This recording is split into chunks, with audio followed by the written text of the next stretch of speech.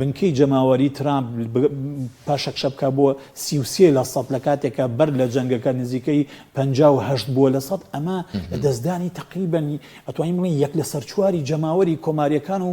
ترامپە لە وڵاتەکەی ئەندێ فاکتەری ترش هەن کە کاریگەریان هەبووە لەسەر ئەوەی کە ترامپ ئەم ئاگربەستەی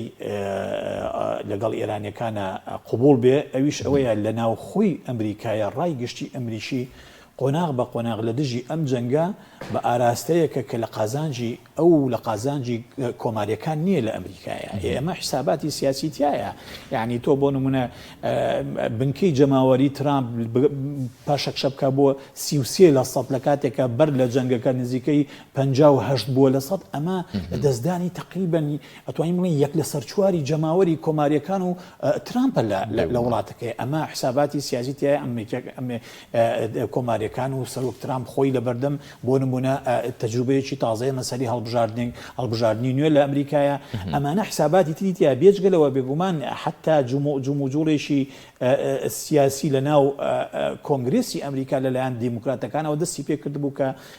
لە دژی ترامپ و بە ئاشکراوە تەنانەت بیرۆکەی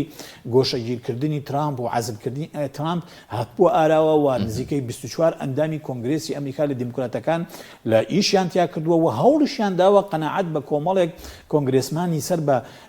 کۆماریەکانیش بکەن بە تایبەتی کە ئەزانن درزێک لە ناو کۆمانێک لە ناو کۆماریەکانە دروست بووە درزێک لە ناو ئیدارەی ترامپیشا دروست بۆ سەبارەت بە ئەو بژاردانەی کە لە ڕێی کۆشی سپیان لەم جەنگەیەکە بیگرێتە بەر بۆیە هەموو ئەم فاکتەرانە بەسەریەکەوە بێژگە لە هەموو ئەوانەی تر کە باسمان کرد بێگومان کاریگەری ئێجگار گەورەی هەبوو لەوەی کە ترامپ قەناعەت بەوە بکە کە لە ڕاستیە ئێستا کاتی ئەوەیە کە ئیتر جەنگەکە ڕابژیرێ بخوێندنەوەی بەشی هەرە زۆری تۆ پرسیارێکە کرد لەو بارەیە خوێندنەوەی هەرە زۆری چاودێرانی سیاسی بۆ بنەمای ڕاگررتنی ئەم جەنگە ئەوەیە کە تا ئەم چرکە ساتەی کە تیا قسەکەن ئێرانیەکان مەرجی خوانیان سەپاندووە نەک وڵاتە یەکگرتووەکانی ئەمریکا